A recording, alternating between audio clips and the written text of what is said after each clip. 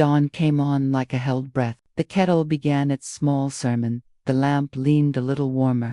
And I opened your grandpa's Bible the way you opened a door that knows your hand. From the spine, a worn bookmark slipped free and landed face down, soft as lint and loud as thunder. One side held our wedding date, neat and black, the ink still obedient after all these years. I turned it over and found a second date, written in red pencil, sharp as a pin, and beneath it a street name I do not know. Between the printed roses, someone had hidden a thin line of ink, almost shy. If you find this, meet the promise where it began. The house listened. The clock forgot to tick for one long second. I set 2 mugs out of habit, then put one back, because habit isn't the boss here. The Bible kept its place like a witness. The bookmark heated in my fingers as if words remember blood. Love can be a lullaby, child. It can also be a ledger. I felt both at once, honey and vinegar stirring in the same cup.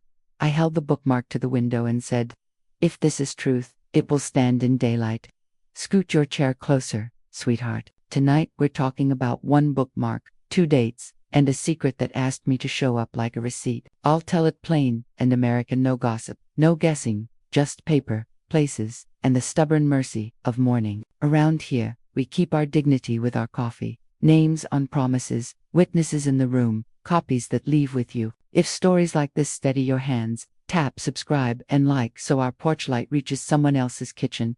You'll hear why I didn't run to the night, why daylight decides in this house, how a red pencil date can sting and still lead to good work, how grace needs doorframes, not blind. We'll walk the street on that bookmark and see whether it's romance or detand, what to do if it's both. Before you judge that second date, you need to know what dates mean in this house. Morning makes a list and checks it twice in this house. The kettle begins its hiss, steady as breath finding its rhythm. I tilt the lamp a finger's width so the table turns to warm honey, grain running like tracks I know by heart. The bread tin slides forward with its little clatter, and I tap the index card inside. Daylight decides. The corners are softened from years of yeses that waited for noon. I put the tin back square to the edge, because squares calm a room.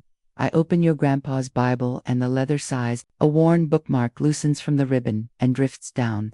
Face up first roses, and a neat black date, our wedding day, obedient ink that still stands at attention. I turn it over. On the back, a second date lives in red pencil, small and urgent, with a Brooklyn address I do not know. The letters have a city's straight back. The paper remembers thumbs. To mugs come from the hook by muscle memory. I set them both, then move one back to its shadow, because habit is not the boss here. That space on the table is the size of missing, yes, but also the size of dignity. Grief still visits, but in my kitchen, it wipes its feet and sits with a napkin. I pour tea I may not drink. Steam climbs like a hymn that knows the verses without hurry. I touch the bookmark with 2 fingers, the way you test a branch before stepping. The Brooklyn street name pricks like a pin. In the bread tin, receipts are folded into orderly parcels. Pharmacy, hardware, hymnite donations. The index card looks up at me, patient as a farmer. Daylight decides. Night taught me once that speed can spend a soul. Morning taught me how to count it back. Outside, buses murmur, and a bakery truck shushes past. The window fogs at the corners. I wipe a circle clear with my sleeve, and see the world remembering how to be kind. Inside, the table keeps its oath. I place the bookmark on the open Psalms and then move it back beside the cup. The Bible is a witness, not a gavel. This room blesses food. It is not a courtroom. I straighten the spoon, square the placemat, and let my name sit heavy in my mouth until it feels owned again. The Brooklyn address waits like a door I do not need to try in the dark. I breathe to 8. The kettle clicks off. The clock adds 1 honest minute. Paper wants to boss me, but rules were made to serve. My rule stands up in its working clothes and nods. That rule once saved me on. Today the paper asked me to break it. I think of the ledger tucked away in the drawer, columns neat as choir robes, and the way your grandpa penciled tiny hearts next to due dates that scared us at first. He believed in paying what we owed and loving what we kept. He also believed later could be kinder than now, and sometimes it was, but sometimes later charged interest. The red pencil date has a collector's smile. I will not pay it in panic. I rinse the cup that doesn't need rinsing. I fold the towel the way my mother did, corners kissed. I set my pen in the center of the table like a compass and whispered the root. Daylight, witnesses, copies, names. The house listens, but agreeing in its joints. On the shelf, Bread tin waits, index card ready to testify.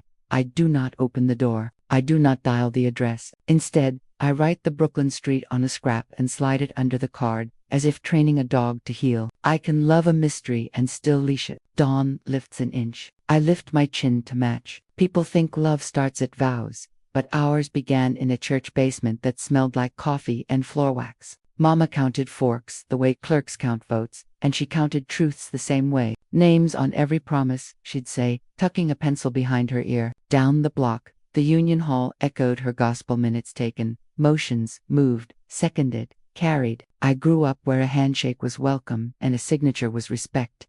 He was punctual before I knew his name, a quiet fellow who stacked chairs without looking around to see who noticed. He kept Stubbs' pay bus, raffle and folded them into his wallet like spare prayers. In his shirt pocket lived a little New Testament with a ribbon that always found the right page, not by magic but by practice. He arrived on time and left the room, Tidier. We courted under brass clocks while cheap trains rehearsed delay. We learned to wait without wasting. Coffee became supper, and we called it good because the receipt said so. At the factory pay window, he'd hold his stub to the light and nod. Proof, he'd say. He wrote dates on everything: jar lids, seed packets, even jokes on receipts he wanted to remember. He dated apologies, too, because care prefers evidence. Mama watched him scratch a date on the back of a hymn sheet and whispered, "That one will keep time." She was right. He showed up for gutters and graduations, for church cleanup when others had reasons. On the rare day he was late, he delivered his reasons like a man carrying eggs. Our rule wasn't strictness, it was courtesy wearing numbers.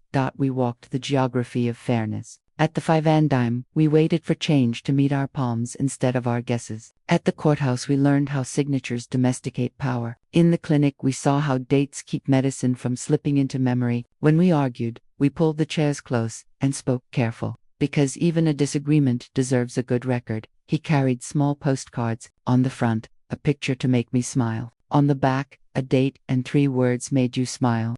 When he proposed, he brought a ring and a stub balance written in blue ink, the math of our beginnings neat as lined paper. I said yes because the future sounded legible in his mouth.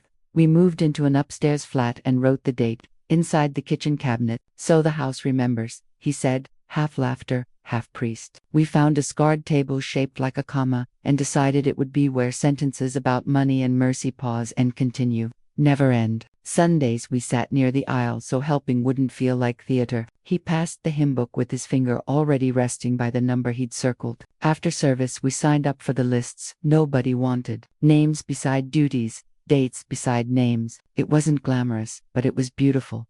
New York taught us pace, not speed. We rode cheap trains to interviews and let brass clocks educate our nerves. He'd tuck the stub into my pocket like a secret handshake. "We made it," he'd say, meaning the agreement that we'd account for ourselves even in places that didn't care. When the city gave us blisters and stories, home met us with a sky that knew our first names. So when a date appears in red pencil, I don't see only numbers. I see an inheritance. Keep time honest. The color stings because color knows how to raise its voice, but the habit underneath is familiar. Write it down, make it plain, bring it to the table. Surprises must learn our language. When bills came due, we spread them like maps and traced routes our paychecks could walk without limping. We prayed with pencils, then paid with pockets. If we borrowed a kindness, we returned it with change. He'd tap the date, I'd read the amount. And together we learned how mercy balances books honestly. We promised to meet at Sobrevus until the day supper learned to wait for a date in red pencil. We built a life in small, careful layers. Marriage first, then thrift stitched between paydays. Then a baby whose laugh taught us that sleep is a negotiator, not a promise. The table did double duty: altar on Sundays, desk on Tuesdays. On its scarred top we blessed food, mended toys, balanced the ledger until the numbers stopped wobbling. Asterisk, asterisk, the fault line didn't arrive like thunder. It arrived like a draft under a door you meant to fix. A talk postponed for after the busy season. A favor extended without telling the house. A bill left face down because we'll get to it. He would say, later, and mean comfort. I would hear later and think, interest. We were both right and both wrong, which is how a crack keeps its job. Asterisk, asterisk. There was the week he took a late shift without mentioning it. because the overtime looked like a good deed. There was the month a cousin's emergency became our secret budget item. There was the night a repayment plan got signed in a parking lot after choir practice to keep the peace. The plan kept peace for 8 days. We learned how fast a midnight signature can teach a family to whisper. So, I wrote a rule in my ribs where habits learn to behave. No night decisions. Read twice. Speak plain. We tacked a copy inside the bread tin beside the index card that says Daylight Decides. It wasn't mean. It was mercy with a schedule. If a thing is true, it grows kinder at 9 a.m. If it is decent, it won't mind a window. We practiced the rule until it felt like walking. When urgency knocked after dark, we fed it, prayed with it, then gave it the guest blanket on the couch and invited morning to judge. Sometimes that saved our money. Sometimes it saved our marriage. Mostly it saved our manners. People don't always know this, but a home has opinions. If you listen, you can hear them. We did not stop loving. We stopped pretending love could do math without a pencil. That is different and better. He kept circling him numbers. I kept circling due dates. Between us, a whole choir of dates learned to sing in parts. We grew gentler with explanations and firmer with pens. People assume danger wears boots. In our house, danger wore slippers and spoke kindly. Just this once. Don't make a fuss. They'll think we're hard. The first secret taught me mercy. The second taught me math. After that, the table became a teacher, and we enrolled for life. We wrote the rule on a sticky note by the phone and on the inside of our hearts. Even the mailbox seemed to nod when we kept it. Courage prefers repetition over drama. The first secret taught me mercy. The second taught me math. The red pencil date wouldn't stop ringing in my head. So I opened the bread tin the way a person opens a window in winter, quick, decisive, before doubt steals the heat. Behind Daylight Decides, a thin sheaf waited. Tax stubs, choir schedules, the sort of papery neighbors that never mind being read. In the middle, a clinic invoice peeked out with the exact second date from the bookmark printed in the corner, small as a thorn. The amount owed had been hand-corrected with a mercy note. Balance covered the attached fund. There was no attachment. There was a crease where an attachment had once lived. I copied the Brooklyn address from the bookmark onto an index card and took the bus that knows my name. The city was still combing its hair. Brick row houses blinked awake. At the corner, where the card told me to stop, the old storefront that used to sell uniforms now wore a modest sign, Community Scholarship Office. The letters had been painted by someone who knows how to stretch a dollar and a truth. In the lower right of the glass, a child's crayon son tried to keep last summer alive. Inside, a corkboard displayed flyers: essay, boot camp, first-gen night, emergency fund. The clerk at the desk yawned. Careful glanced up with the respectful tiredness of people who help for a living. I gave my last name and watched his eyebrows introduce themselves to each other. He slid a clipboard across as if it were a peace offering. On the top sheet, in pencil, a lowercase e, waited in the corner the way an initial waits to be brave. I'm looking for records from 2 winters ago, I said. Restricted gifts. He nodded, then asked for a moment and disappeared into the swing door office that smells like toner and determination. When he came back, his politeness had found new shoes. The director should speak with you, he said. She's at a meeting. Can you return at 5? 5 is what Precious says when it wants to make friends with dark. On the walk home, my phone found its breath and left a voicemail in mine. A clerk, not from the scholarship office but from a processing outfit, with a professional smile confirming my ongoing consent to a memorial renewal. He said the word renewal the way a coat rack says hang it here. I pressed the phone to my ear until the street blurred into stripes. Ongoing is a word that loves to skip the part where you say yes again. I stood in my kitchen, set the bookmark beside the Bible, then moved it to the edge of the placemat, like a guest who hasn't yet earned the good chair. I wrote the date and the address in my ledger. I wrote the initial E on a line by itself to see if it would confess. It did not. The kettle clicked off. The clock remembered itself. I touched the index card and felt the city in my wrist. I touched the bread tin and felt the creed steady under my palm. Then I said the sentence that always makes the room taller. We will meet this in daylight. The bookmark wanted my answer today on his terms. Habit sometimes hides help. I ran my fingers under the middle drawer and found the tape seam by memory. Because once you've discovered a secret, you can always rediscover it. The small brass key came free like a note you finally hit on the 3rd try. In the closet, top shelf, the metal box waited with its bashful latch. I turned the key, and the lid slid open, as if papers could forgive. Inside, receipts folded into tidy, Protestant packets, a scholarship pledge on letterhead that believed in serifants and small miracles, and a bank slip stamped, restricted gift. The pledge read like a love letter to a future he wanted to fund. The slip read like a road map that forgot to print north. On the bottom of the pledge, in his hand, a single line, meant to tell you, at supper. Supper is where truth belongs, but I have learned it will spill into breakfast if we do not set out bowls. I set each document under the lamp, and let the grain of the table examine them with me. The ledger numbers were exact. The dates lined up like fence posts leading to a gate. The clinic invoice date, the pledge date, a first disbursement routed through an affiliated processor whose name sounded like a law firm that sells umbrellas. I pinned the bank slip to the corkboard beside Daylight Decides so they could apprentice each other. The phone rang with my cousin's voice, which is Bata when it wants something. Be reasonable, she said, before I'd offered more than hello. It was for a good cause. Reasonable is often the mask urgency wears when it wants to skip the line. I can be reasonable at 10 a.m., I answered, with witnesses and copies. The line went quiet, disappointed, not defeated. I called the credit union and requested statements with full memo definitions. I called the nonprofit and asked for their ledger entries on any fund tied to our surname. I asked for board minutes around that winter month. My voice was steady as a plumb line. When the clerk asked why, I said, because paper is a citizen here. I laid the bookmark back on the Bible, then moved it again to the mat. The way you move a candle away from a curtain. This room blesses food. It is not a courtroom. I will not try a case at my table, not at night and not alone. I sorted the documents into stacks labeled A through D. I wrote E on a fresh tab, because initials should not have to carry a whole secret. I tucked the key back under the drawer. A small kindness to the future version of me, who might need to remember where courage sleeps. The metal box I left open as a statement. We're breathing. The house approved in creaks and settled sighs. I poured 2 fingers of tea and drank one. The rest I left for Grief, who has learned not to double dip. I straightened the spoon and squared the placemat until both remembered their edges. I laid the bookmark by the Bible, then moved it back. This table would not be a courtroom. Mara arrived with a pie and an opinion. She set both on the counter like offerings and eyed the corkboard where restricted gift had pinned itself beside Daylight Decides. If you loved him, she said, not unkindly, you'd honor the date. I love him enough to number my days and not let them boss me. I love him enough to bring his promises to a window, not a rumor. I poured coffee and handed her a mug that knows how to forgive burnt edges. I will honor the truth, I said, and the truth will arrive at 11, wearing witnesses. Her mouth softened, but her shoulders didn't. He was a good man.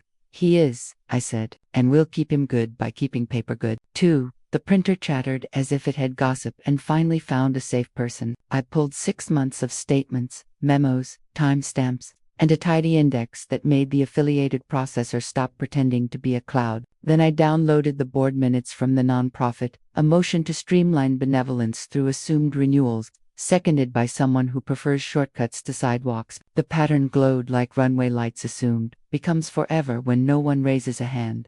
I labeled the stacks 8, slid neon flags where assumed tried to act like consent, and wrote refresh in the margin because even mercy needs to change its water. I added a blank page titled apology, not vengeance-direction. My phone jittered across the table like a nervous beetle. A text from an unknown number. Please, then, it's not what you think. Director, hidden number, visible pressure. Night loves, a backstage pass. I flipped the phone face down, and the room got quieter. Memory stood beside me with a box of old pictures. It showed me the night I said yes to a midnight loan to keep someone else from blushing at breakfast.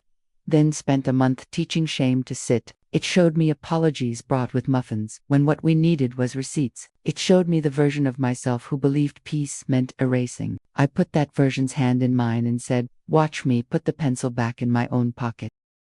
Mara set down her cup and touched the Bible with the tender boldness only old friends are licensed to use. "He trusted you," she said. "I trust me, too," I answered, and smiled so the words wouldn't bark. I slid the exhibits into a folder, each tab visible like front teeth. I wrote tomorrow's route on a card bank nonprofit, pastor, clerk, and clipped it to the front where impatience could read it. My breath matched the tick of the kitchen clock, which is as holy as any metronome when your name is on the line. The house gave one of those deep, friendly groans that mean it is rooting for you. Then the front steps creaked, and the air remembered how to stand still. I labeled the exhibits, then the front steps creaked. He knocked like a man who has practiced sounding harmless. Deacon Walt stood on my porch with a folder and a pen that thinks it's a plan. Snow from someone else's boots clung to his cuffs, though outside it hadn't snowed for a week. Sister, he began, tone set to Casaro. We can make a retroactive memorial designation so everything looks tidy for the newsletter. Tidy is not the same as true. He sat, uninvited but not unwelcome, because hospitality is a boundary with chairs. He opened his folder and presented a single original with a signature line big enough to fall into. Just sign here, he murmured, and we'll tidy the ledger. I lifted the page with 2 fingers and held it to the lamp. No date, no copy, no witnesses, only a sentence that liked how it sounded. I handed it back. Tomorrow, I said, 10 o'clock, glass room, pastor and clerk, copies for all. He tried the fees argument then, the one people learn in the school of false urgency. Costs go up if we miss the window. I stood, which is how I tell a conversation to put on its shoes. Windows belong to morning, I said. If a fee punishes daylight, it's not a fee, it's a warning. His eyes flicked to the Bible, to the bookmark, keeping its living secret. His hand reached maybe to move it, maybe to bless it with permission it didn't request. I stepped to the doorway and flipped the porch light. Warm gold filled the room like a reason. We can keep talking, I said, but the light will be on. He eased the paper back into his folder like a disappointed fisherman. You're making this harder than it has to be. I'm making it honest, I said, and put a plate between us, because a plate converts argument into appetite. He shifted to legacy, a word that tries to sound like a trumpet. He'd want his name carried clean. So do I answered. That's why it needs witnesses to carry it, not whispers. His smile turned a little tired, which made me like him better. We walked together to the door, and I handed him a napkin because good endings are made of small politenesses. On the threshold he offered the last tool in the box. No need to involve the whole church. Involving the whole truth is not the same as making a scene, I said. Tomorrow at 10. He stepped into the porch light and looked suddenly younger, the way men do when they are relieved not to be in charge. I'll be there, he said, and meant it. I closed the door softly. The deadbolt clicked like a period. Back at the table, I wrote the line that keeps people honest. When paper gets ambitious, no signatures without copies, no designations without witnesses. Then I set the Bible and the bookmarks side by side, not stacked, not hiding. He reached for the Bible. I reached for the switch light chose for us. Deadlines arrived, dressed for drama, 48 hours in a subject line, bold and blinking like a school bell that never learned inside voices. The renewal notice quoted close assumed consent, affiliated processor, and suggested that further delay could dishonor intent. Dishonor is how urgency spells obedience when it wants overtime. The group thread warmed up the chorus.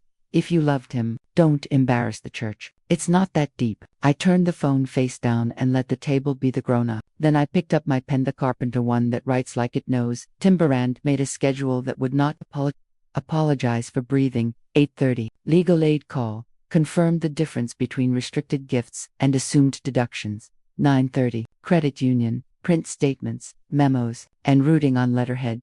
10 o'clock. Glass room. Bank manager. Pastor. Clerk. Present. Blinds up. Copier warm. 11:30. Scholarship director joins. Board chair invited. Agenda assumed gives documented after certified mail. Consent refreshed to board. Email exhibits a G to all. I called legal aid.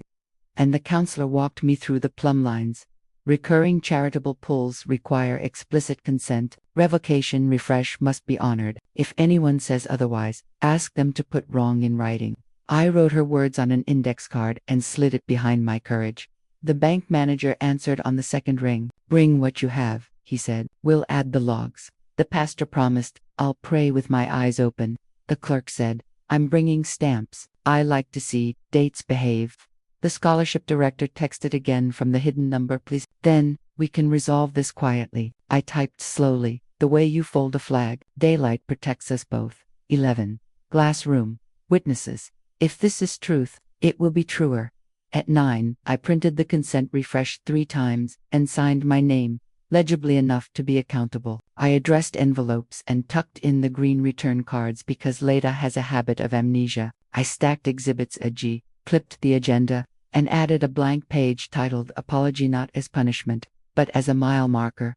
Then I ate something, because low blood sugar loves chaos. I washed the plate, set it to dry, and checked the door with the same tenderness I use on my grandbaby's cheek. I pressed my palm to the bread tin, and thanked the index card for aging well. Night knocked twice more with other people's urgency. I let it knock. The house and I have an agreement. No decisions after dark. The clock loosened its shoulders. The lamp kept its small sun burning. I breathed until the room and I were on the same count. If I wait, they'll call me cruel. If I don't, I'll call myself something worse. Glass makes rooms honest. We met in the glass-walled room at the credit union, where even a whisper has to pass the reflection test. The pastor set his hat beside the water pitcher, eyes kind and unhurried. The clerk dated the margin time room. Witness he so later couldn't pretend it forgot. The bank manager carried a stack of statements with neat corners. The scholarship treasurer brought a binder that smelled like toner and good intentions. We started with the bookmark. I laid it down like a key. Wedding date on one side, the second date in red pencil on the other. Brooklyn address watching us all. The treasurer opened to a tab marked Restricted Scholarship and slid out a page where ink had learned to act like virtue. There it was, on the second date. He had established a scholarship purpose line reading, Student aid for a child impacted by a prior incident. The words didn't say accident, but they bowed toward it. A note in the margin. Not printed but handwritten in your grandpa's careful block. Didn't want to worry her. The bank manager traced the routing with his pen cap. Payroll to affiliated processor. Processor to the restricted account. He tapped clause language in the agreement. Assumed consent after the first gift. Auto renewal, unless the donor objects in writing. Appeal waived upon continuation. It's common, he offered, as if common meant kind. Common is not always clean, I said, and watched the pastor's mouth tilt like a prayer that agreed with me.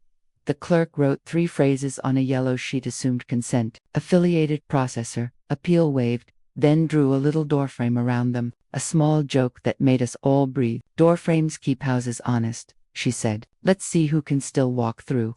The treasurer added context.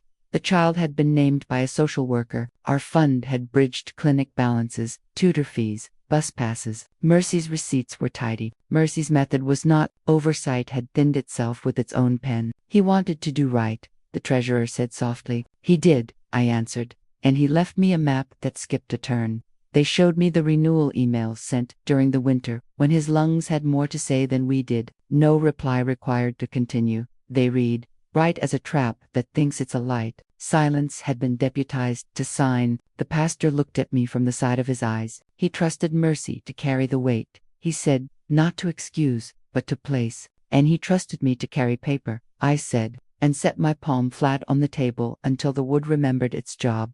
I wrote the spine of repair on a clean page. Assumed gives documented, appeal restored, inferred consent removed. Clean routing with statements the living can read. The clerk nodded, already hunting for her stamp pad. The bank manager adjusted his glasses the way men do when they're about to agree with a grandmother. The treasurer's shoulders lowered a finger width, like a roof meeting a beam.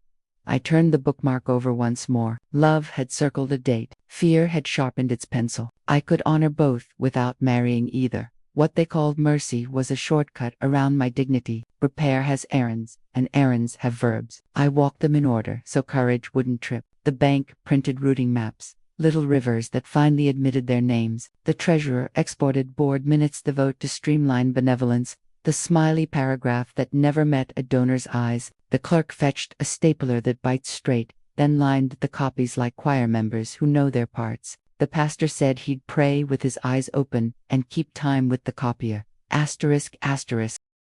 I pulled donor emails off an account that still sent birthday coupons months after the birthday was over. I matched ATM camera times to the minute. The balance used to flinch. Not because I needed proof, but because proof deserves the dignity of being itself. I tucked his margin note into a clear sleeve. Slow is not refusal. Slow is repair. It rode at the front of my folder like a small hymn. Then I drafted the bones. Consent, revocation, refresh, revoke assumption, replace with explicit, dated consent, renewed annually, with 2 witnesses, copies to donor and board. Notice window posted in print, big enough for tired eyes. Restricted gift agreement. Keep the purpose. Add a transparent cap. Monthly statements to donor and board. Quarterly reports posted for members. Name the processor on statements. No third-party changes without fresh consent. Transparency addendum. Appeal restored. Remove any clause that trades dignity for speed. Public correction. Revocation. Refresh. Rights honored. No shaming.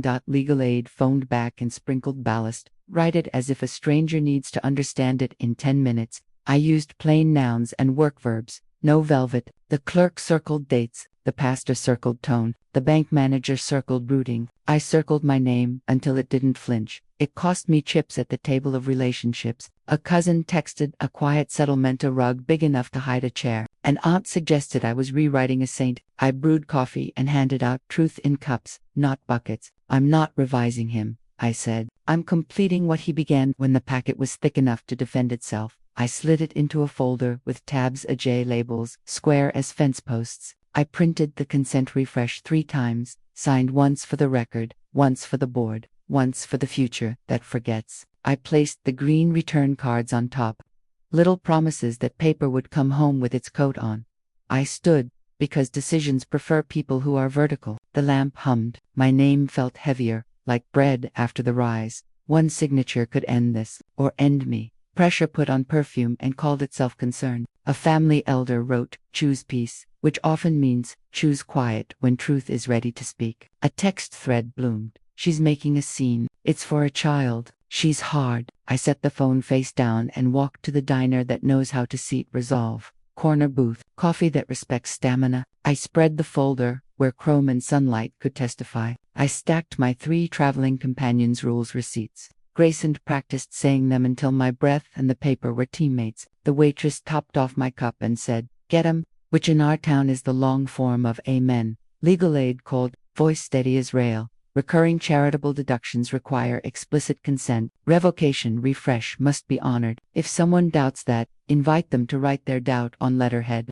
I copied the sentence onto a card and slid it behind my driver's license, where courage keeps its identification. The bank manager texted a photo of a conference room with blinds up. The clerk sent a picture of her stamp pad and wrote, "Ink's good." The pastor replied with a prayer short enough to memorize in a hallway. The scholarship director emailed, suggesting a quiet settlement to avoid optics. I answered with one word, daylight. A man at the counter raised his cup in my direction, 2 fingers, no speech. In this city, that's how we say "I see you" without stealing your moment. I ate a sandwich that didn't apologize for bread and paid cash, so the receipt could join the choir. By the time I stepped back onto the sidewalk, the rumors were still there, but smaller, like dogs that realized the gate is latched. I walked home with the folder hugged close, not to hide it, but to keep it warm. The house opened its throat and sang the low, friendly note it saves for courage returning. I set tomorrow's agenda on the table. Bank plus scholarship board plus pastor plus clerk, blinds up, copier, warm, water poured. I placed the bookmark on top, not as a dare but as a compass. "We'll honor the date," I told the room, "and we'll teach it some manners. If they won't sit with grace, I'll sit with God." 3A.M. is a hallway with all the doors open. The refrigerator hums like a tired choir. The baseboard ticks time without taking sides. I tilt the lamp a finger's width until the table glows the color of honey. And I put the Bible in the center, as if truth were about to sit down and take off its coat. The bookmark lies to the right, the note beneath it, both of them light as moths and heavy as anchors. I uncap my carpenter's pen. The nib touches paper with the authority of a plumb line. I print the terms in block letters that even a storm could read. Refresh explicit, dated witness. Convert to transparent restricted gift sane cap. Monthly statements, quarterly reports. 2-signer a trust if family funds ever. Root receipts on every dollar. Written, apology from the board. Public correction, where rumors shop. I read each line aloud so the wood can memorize it. Refresh is how silence retires. Convert is how mercy stops wearing a mask. Monthly, quarterly appointments for truth. 2 cinerales, for love to hold. Apology not shame, but a mile marker. Public because courage prefers windows. I add the underpinning. Assumed gives documented. Appeal restored. Inferred consent removed. The ink dries fast, like bread that knows there's a table to serve. I slide the page to the edge and touch the bread tin where the index card sleeps. Daylight decides its corners, soft from years of duty. Under it, his pencil line waits, in the grace of gray. Slow is not refusal. Slow is repair. I copy it at the top of my packet so my temper remembers its manners. The printer coughs awake. I make 3 copies of the consent refresh, signing each with letters that stand up straight, one for the bank, one for the board, one for my file, because later enjoys pretending it forgot. I address envelopes, tuck in green return cards, and stack them like small boats, ready for a narrow river that still demands a crossing. The wind shoulders the siding once, a reminder and a rehearsal. I pour tea I won't drink, and set it by the Bible so the steam can bless the margins. I touch the bookmark with 2 fingers, and thank my husband for trying to carry a thing he should have shared. We will finish this together, I say to the empty seat, but I will sign for myself. I sort the exhibits through Jatabs, like little porch lights, routing maps, board minutes, emails, ATM times. His margin note rides front like a talisman that believes in pencils more than thunder. I check the agenda for tomorrow. Glass room, blinds up, copier warm, water poured, witnesses named, phone numbers ready, shoes by the door. Grief sits politely, hands folded. We're good companions now. It knows I will listen. I know it won't drive. I extinguish the kettle, fold the dish towel so corners kiss, and breathe until my ribs remember I own them. On my way to bed, I set 1 bowl at the edge of the table, ceramic weight declaring jurisdiction. It says hunger is welcome and panic is not. The clock lifts a second onto its shelf. The house exhales like a barn. After chores. At dawn, I set 1 bowl. It was enough. Morning steadies everything it touches. I lace my shoes, square my folder, and lift the phone before nerves can borrow it. First call credit union. I'm arriving with a consent refresh and a transparency addendum. I say, I'll need acknowledgement on letterhead. The manager replies, 10 o'clock, blinds up, second scholarship office, glass room, at 11. I tell the director, pastor and clerk present. She suggests evening to keep things relaxed. Relaxation wears daylight here, I answer. She swallows the habit and agrees. Third legal aid. I read the language aloud. The counselor trims a clause and adds ballast, include, appeal restored in bold. Name the processor on statements. I do, and the sentences sit taller. Fourth pastor. I'll pray with my eyes open, he says, and carry a calm. Fifth. Ink pads, stamps, extra copies. I'll be the spine. I can hear her smile harden into helpful. I walk the consent refresh to the bank. The manager signs acknowledgement of receipt, writes the time, and stamps a square, ceremonial, as a seal ring. We make 2 copies, one for his file, one for mine. He carries the original toward operations like a candle in a draft. At the post office, I nest the board packet in certified mail, slide the green card across, and watch the clerk press the stamp like a benediction. On a bench, beneath a flyer for a rummage sale that refuses to retire, I send the email packet. Consent refresh, restricted gift agreement cap, statements, transparency, addendum appeal, public notice, exhibits a J agenda, assumed gives documented, subject line, proceed on corrected terms only, CC, manager, director, pastor, clerk, legal aid. The phone buzzes its last trick, today or never. I press my thumb to the folder so the edges learn resolve and reply. Today, by my terms. Then I set the phone face down so the room can breathe without somebody else's hurry. By 9:45 the concourse of daylight has filled with ordinary decency, doors held, printers warming, voices that know the difference between haste and help. I stand at the threshold of the glass room, feel the old tremor try to rise, and watch it think better of itself. The clerk lays out water like communion. The pastor folds his hands the way bridges fold rivers. They'll bring their pens. I'll bring my name. They said, today or never. I said, today by my terms.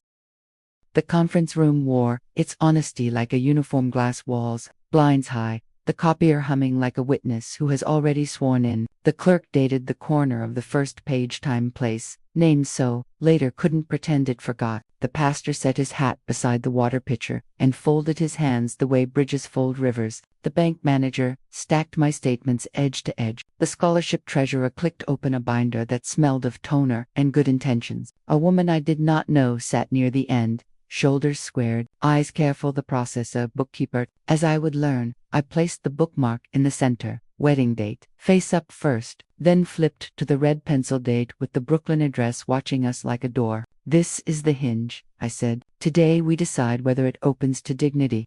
I started with timeline, clinic, invoice, pledge, first disbursement, the slide from consent to assumption, the emails that said no reply required to continue. I traced the routing the way you trace a river on a map, until every bend admitted its name. Payroll gives affiliated processor, gives restricted account. The bank manager nodded once, small as a stamp. Here, I said, tapping clauses with my pen, waived oversight, forfeited appeal, affiliated processors that do not sign their own names, mercy, wearing a mask. The treasurer winced at me, but at the sentence that had seemed tidy on a quiet night. Let's separate what's right from what's easy, I said, sliding forward my packet. My demands are simple because they wear work boots. 1. Assumed gives documented, appeal restored, inferred consent removed. If mercy is honest, it will not mind a signature that stands in daylight. 2. Clean routing, AA, transparent restricted aid plan, with a cap you can explain to a grandmother at the bus stop. Lawful monthly statements to donor and board. B. An optional family aid trust for any family-directed help to co-signers. Receipts, quarterly reports because love needs railings. C. A ban on auto-renewals without fresh consent, not a click to stop, but a sign to continue. Witnessed and dated. 3. A written apology and a public notice. Revocation, refresh rights honored. No shaming of widows, donors, or anyone who asks paper to speak up. This is not punishment. This is how mercy learns manners. The room breathed. Paper waited. Outside the glass, a teller refilled pens, a small miracle of culture. The bookkeeper cleared her throat. She looked like a woman who has kept too many things from breaking by letting herself bend. I'm the one behind the so-called window, she said. When accounts slipped, I blocked late fees so they wouldn't explode. I wasn't supposed to, but I did. Policy is a coat that doesn't fit in winter. She glanced at the treasurer, then at me. If we put it in writing to do this the way you've outlined, I can stop bending. The pastor hummed a yes, too low for doctrine, and perfect for rooms like this. The clerk underlined assumed gives documented twice and set her stamp aside. It like a guard dog who also likes cookies. The bank manager shifted forward, removed his glasses, and polished them with the seriousness of a man about to agree with a grandmother. She's right, he said, palm flat to the table. The routing can be made plain. We'll flag the code. The statements will name the processor. The account can't breathe without the donor's new signature. Witnessed, scanned. The scholarship treasurer looked at the board chair, who had arrived quiet and late and now sat as if the chair had convictions. We can restore appeal, the chair said. We can cap disbursement and publish monthly statements. The board will vote on banning auto-renewals without fresh consent. He reached for my packet, not to argue but to copy. The bookkeeper spoke again, and this time her voice had daylight in it. I'll back the humane plan. I'll write the procedures and set the reminders for consent refresh. No more quiet assumptions. We walked the list like a fence line, checking posts, acknowledgement of consent refresh signed by treasurer and chair, today's date, witnessed by clerk and pastor, transparency, addendum language, replacing no reply required with renewal required, appeal restored, processor named, restricted gift agreement cap set, monthly statements mailed and emailed, quarterly report posted where members actually look, family aid, trust optional now, with 2 co-signers, and receipts required, a place where help can be help and not theater. When the pen reached me, I signed legibly enough to be accountable, the way my husband taught me without ever saying the words. The clerk stamped, the pastor nodded, the bank manager initialed the routing change, and flagged the code in his system, the kind of click that sounds like a recalibrated compass. The board chair lifted his chin. There's the matter of a public notice, he said, risking embarrassment and choosing culture. We'll post, donor consent required, revocation, refresh, honored, no shaming, the treasurer added, and a written apology for process, not for purpose. For both, I said gently, and he nodded because gentleness is a teacher with good credentials. We stood not ceremony, circulation. The room felt taller by an inch. Outside, the teller placed a cup of pens at the counter as if to say, we expect names. They gathered the final pages. Someone, maybe me, maybe all of us laughed. The way people laugh when pressure loses its seat. That's when the board chair tried a last practicality. We can make this right publicly or quietly. Publicly, I answered, and my voice liked how it sounded. Paper walked itself where it needed to go. Corrected agreements executed, initials snug at every corner. The scholarship posted on its bulletin. Donor consent required. Memorial gifts handled with transparency. Appeal restored. The bank flagged the old codes and offered a no-fee account move like a handshake that learned better manners. The next Friday, my deposit landed in no mysterious exhale at 9:06. No polite bleed. I stood at the ledger and watched the numbers stay. It felt like a porch holding when a storm tests its grammar.